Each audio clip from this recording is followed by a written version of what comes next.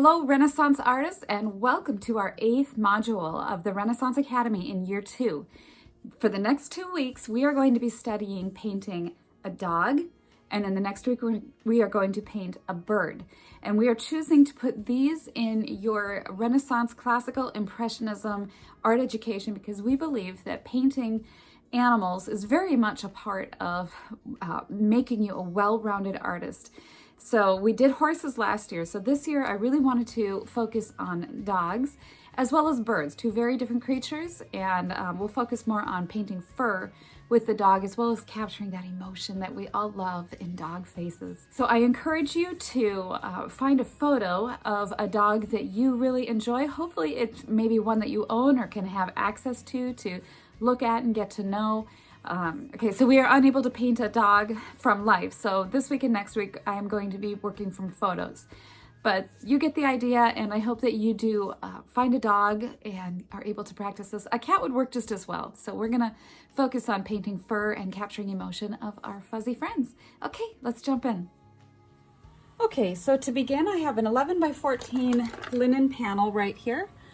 I have my laptop with my image on it over here.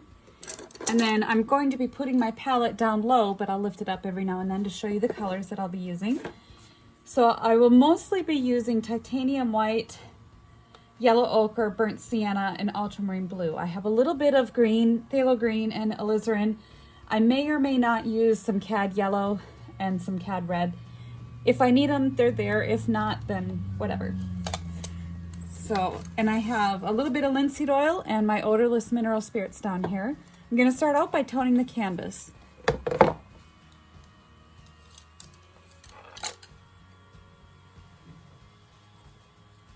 I'm going to just take a little bit of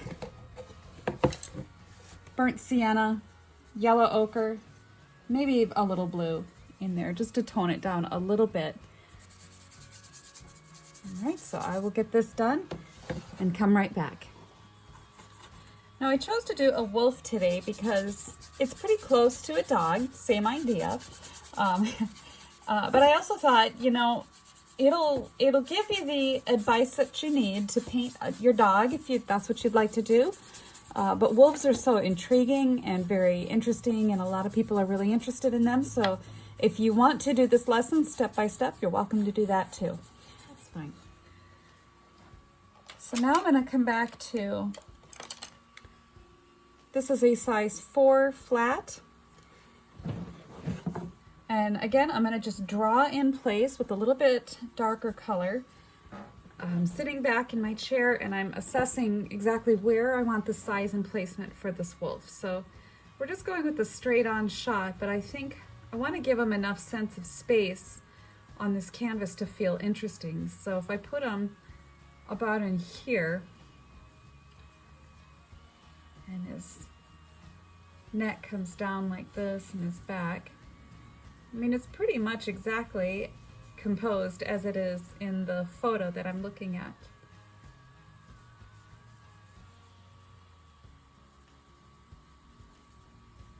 I'm looking at the triangle created by the eye line and the nose.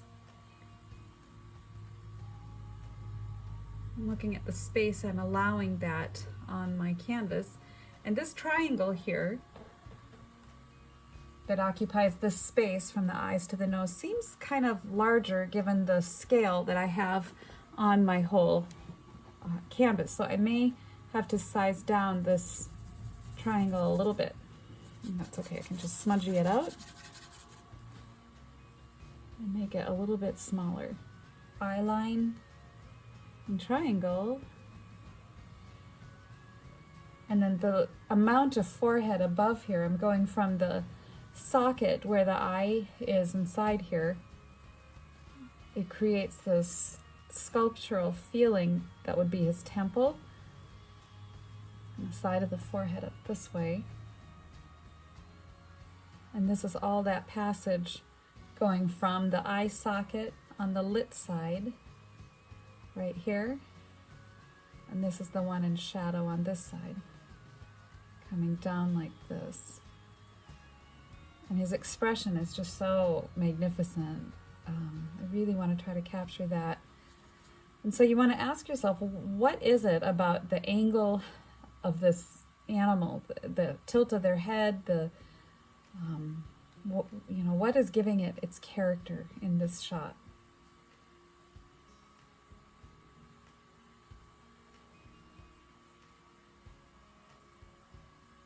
So I'm going to try to capture that.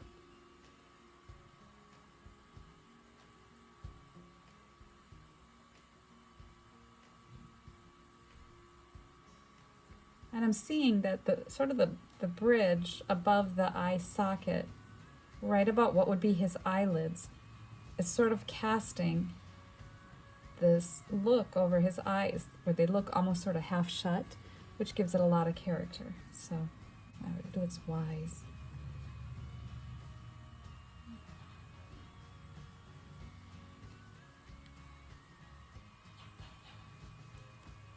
His nose is kind of tipped downward a little. All right, now I want to make sure that the distance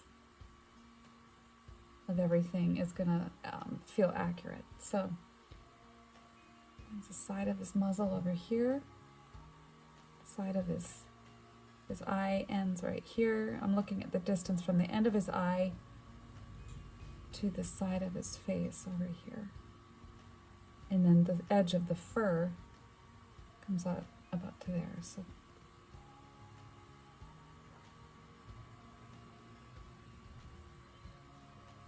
and then the shadow from the top of his ear is up here.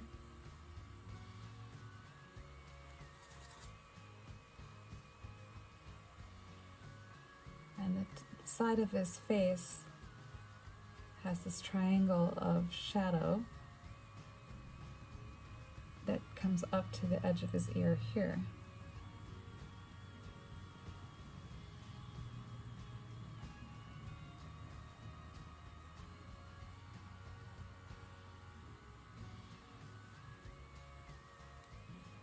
Okay, so this comes out then, and his muzzle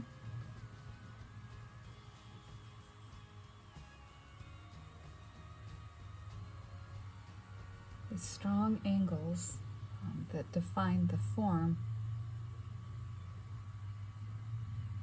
And this comes down like this. Don't worry about the fur at this point. I just need to block in the form.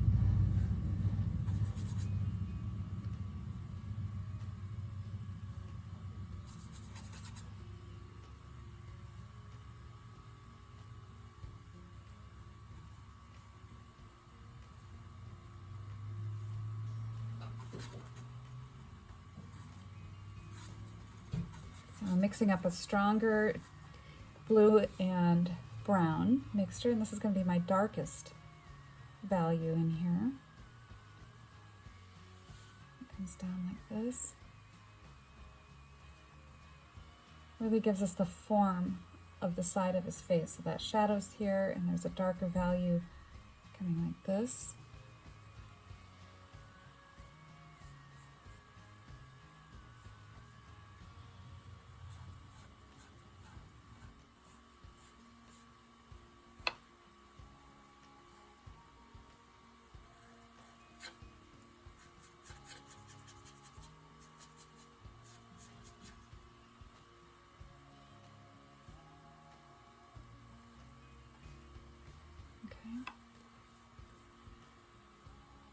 And then this is shadowed. And when I get the light on here, on this side, it'll start to really sculpt that out a little bit more. I'll also be putting a little bit of darker back here in the background to really pull out the brilliance of the light hitting his fur. So use your background to help make your foreground really stand out. That's a great technique you can do in any kind of painting. Don't forget about that background as one of your most valuable tools that you can use to work through the challenges of your painting.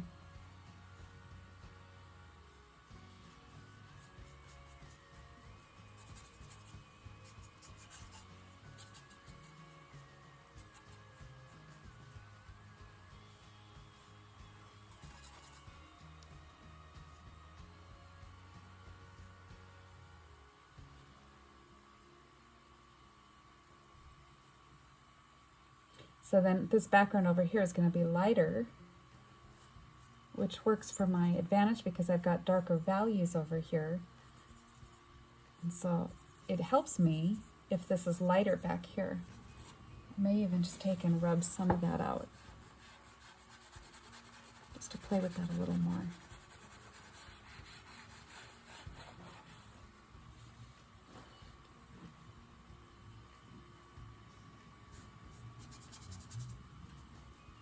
All right, now getting into some of the actual values in the face. So we'll take some white and some brown, the burnt sienna, a little bit of blue, and I'll make a nice gray, middle tone gray. Maybe a little bit more, let's grab some ochre into that too, a little blue. Okay, so I'm going to pull in the color of the shadow, and to really make something look like fur, make sure you go with let your brush strokes define the form. Let's make that. I'm going to make some varying shades of gray. So I've got more blue and more brown over here. You can see how that's just a little bit darker. And we'll let it transition over into lighter this way. So I can just jump right into grabbing what I need, where I need it, starting with these darker passages on his face.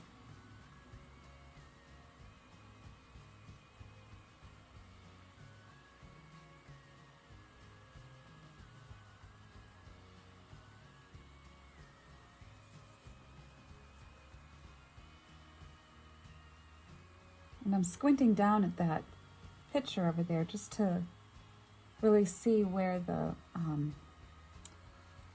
all these darker gray areas are.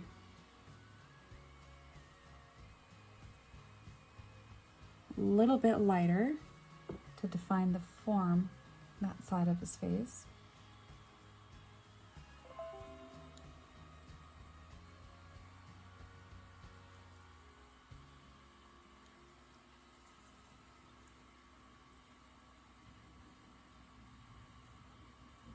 It should be a little lighter. Maybe some yellow ochre into that gray. There we go.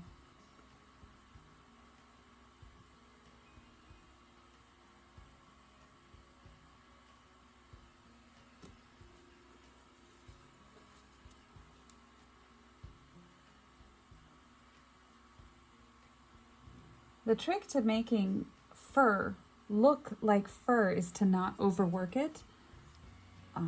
But to allow your brush strokes to really tell the story.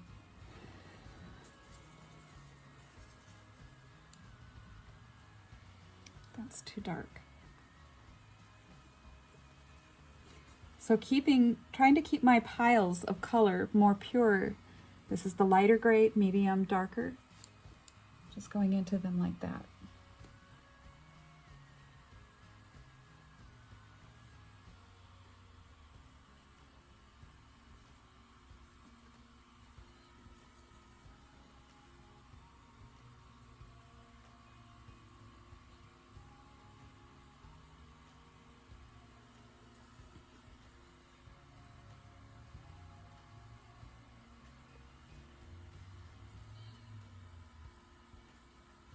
Now, as I'm starting to come over into the more lit side of the wolf's face, I'm getting a little more white and a little more yellow ochre.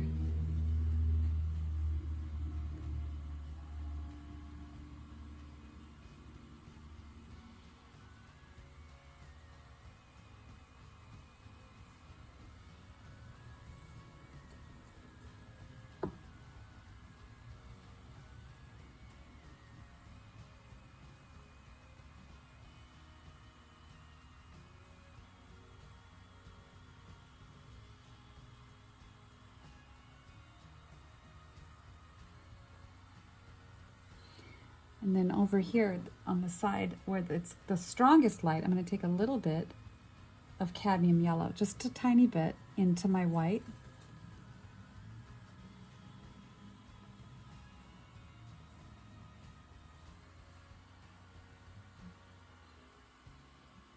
can really start to see, once you get the 3 values strong and in place, the form really starts to be defined.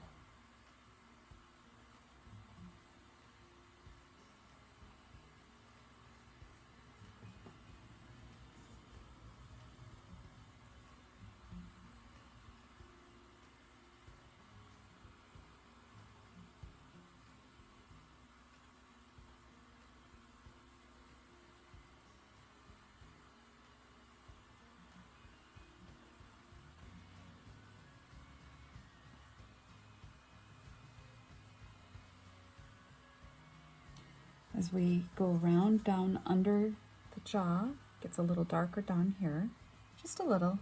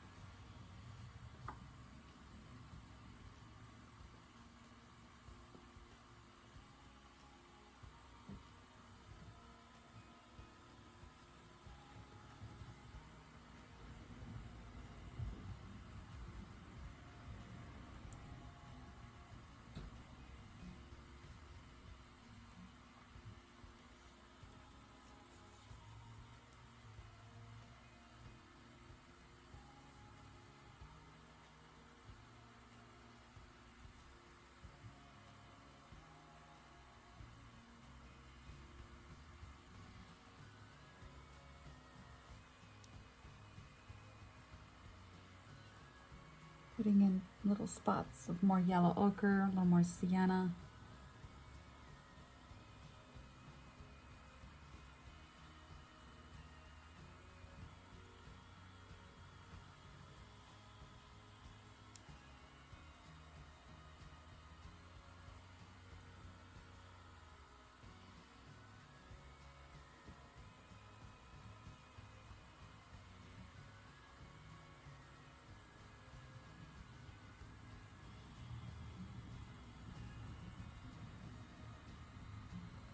Smaller brush and start to get some of these details, the eyes, the nose, and then I'll come back to building up the rest of the information on here. So while I'm going to set my palette down, I'm going to work on getting just a nice dark blue and brown, it'll look almost black, mixture, just to define these eyes and get those right in place as I work the fur around them.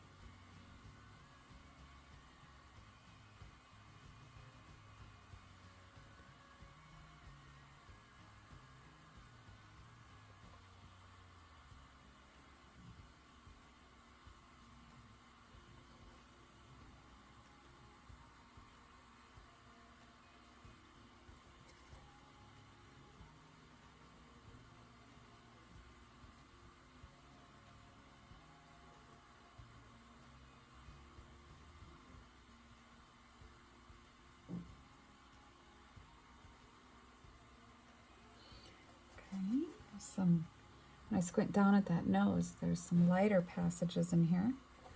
So I'm just taking some gray.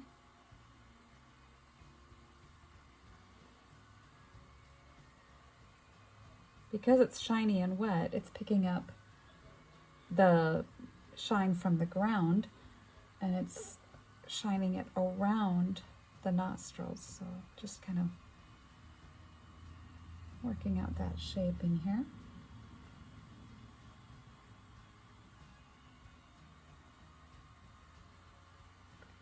Okay.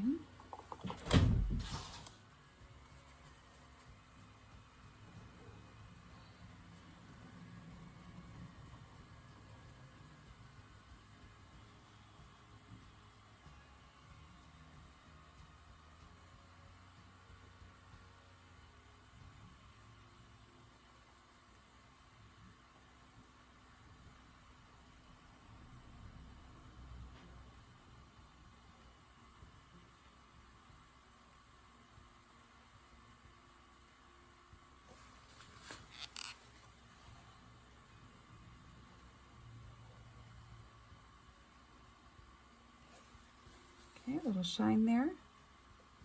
And I'll put a little bit down here.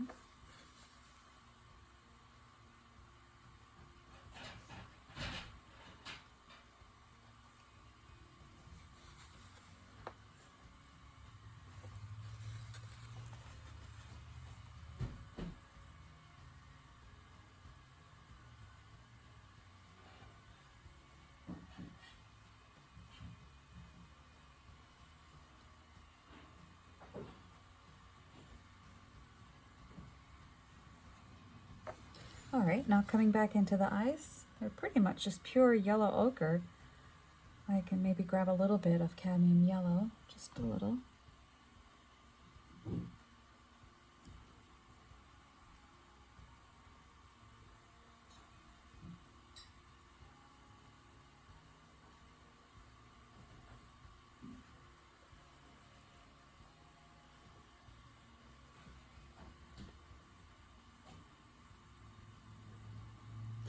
If you notice, I'm just painting in thicker paint strokes right over the top of the dark and leaving the dark that's supposed to be for the iris.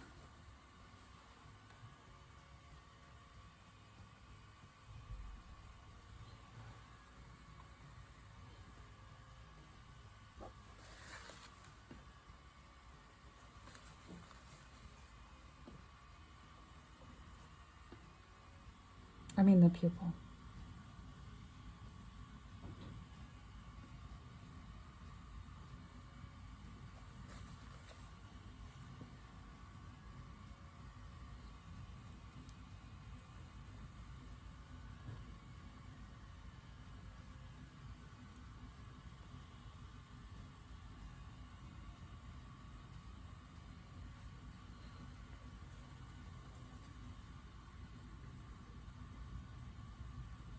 Now, while I'm working on the eyes, I'm just kind of building up some of the fur and the bone structure around the eyes with these different shades of gray.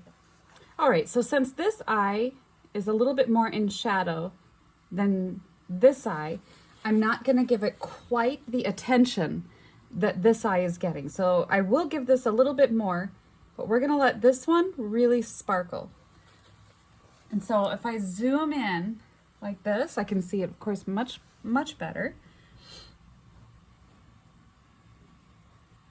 So I'm gonna take my brush now, just the point of it, and come in here.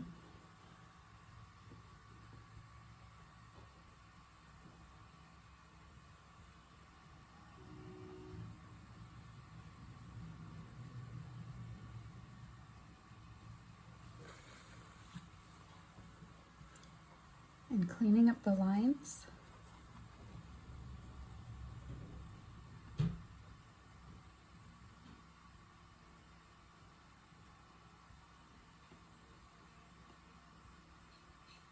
Look for all those subtle angles that we find so beautiful in their eyes.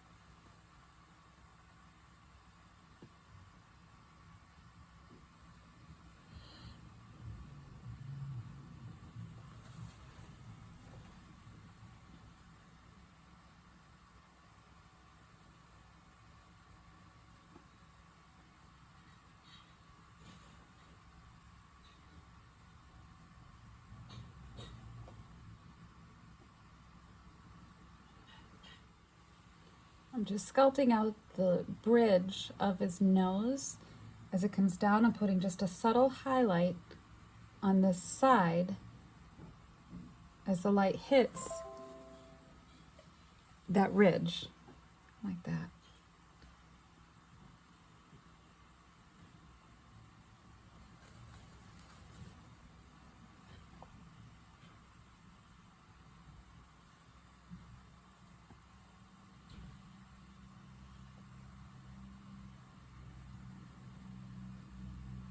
Same thing with painting portraits. You always want to keep your edges soft in painting animals.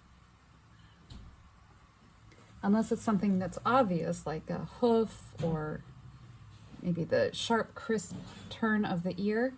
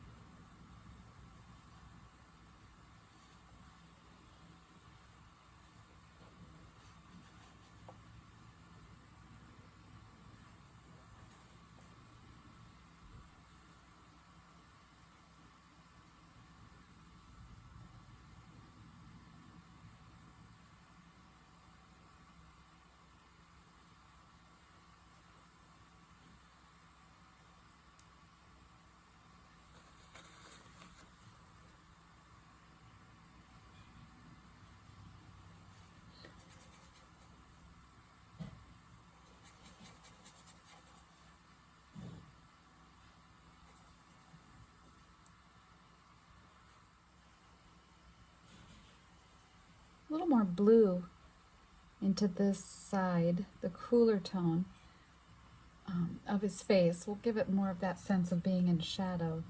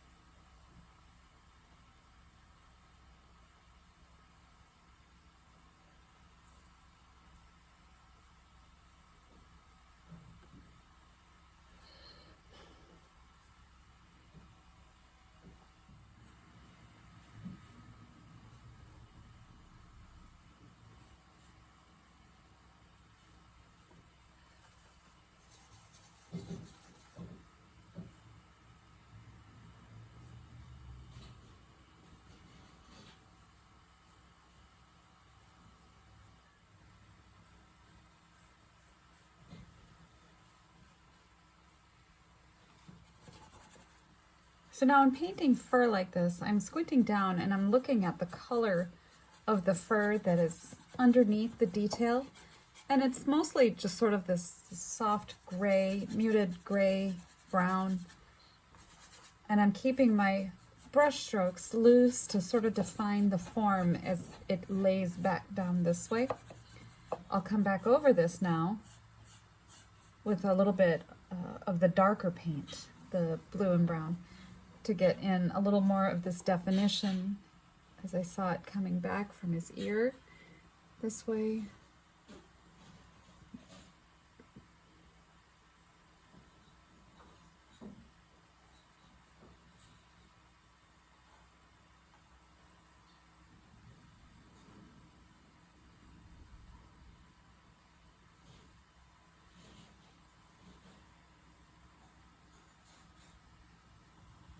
Always keeping my brush strokes directional.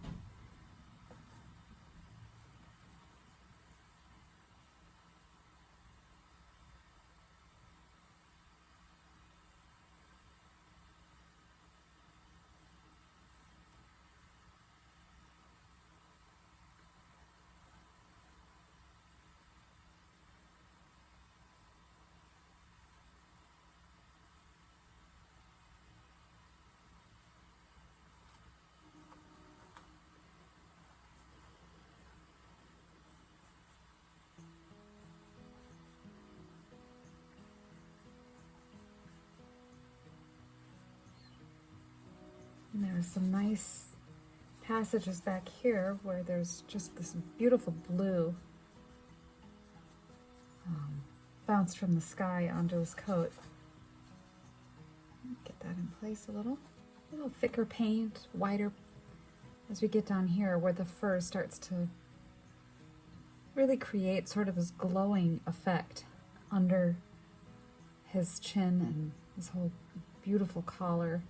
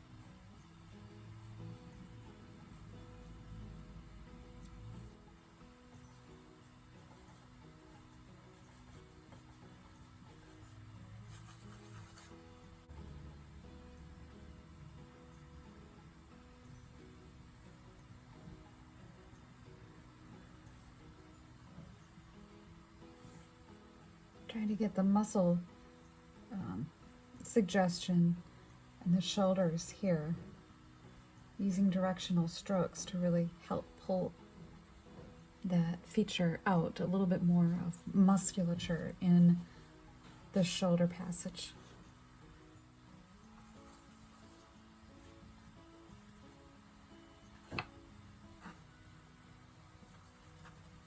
So you can see how I'm taking the brush strokes and just working them rather quickly. You don't want it to look all fussy and labored over. And if you make a mistake, just paint over an area, just a little bit thicker paint, and or scrape it off and start over in a passage.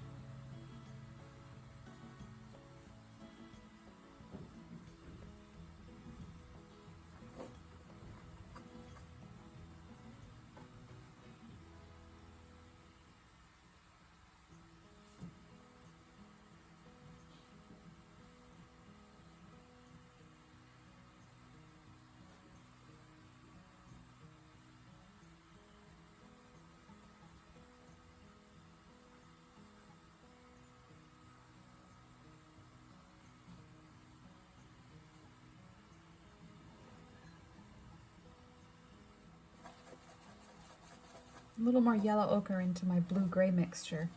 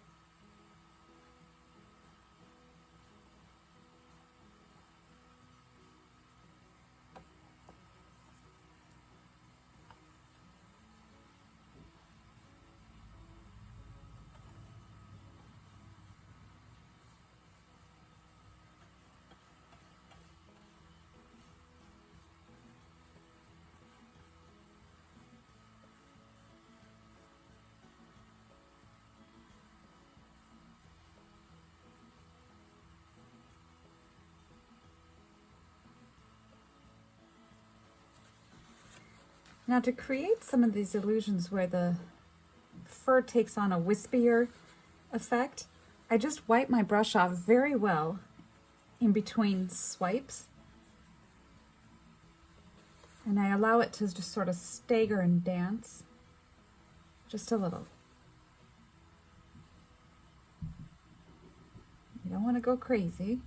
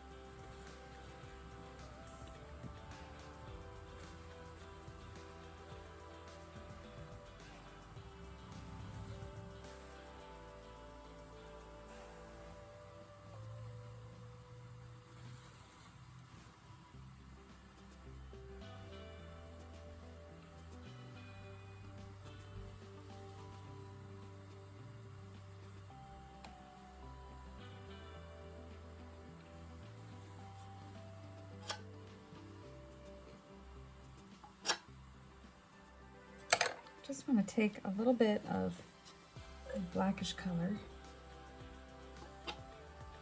and make my whiskers kind of dark.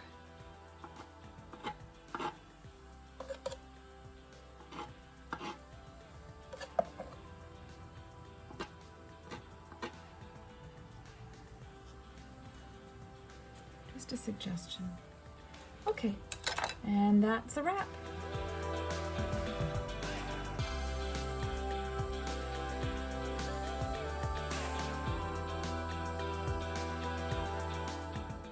And that wraps up this Renaissance Academy video for painting dogs. So next week we're going to paint a bird. That wraps up this lesson.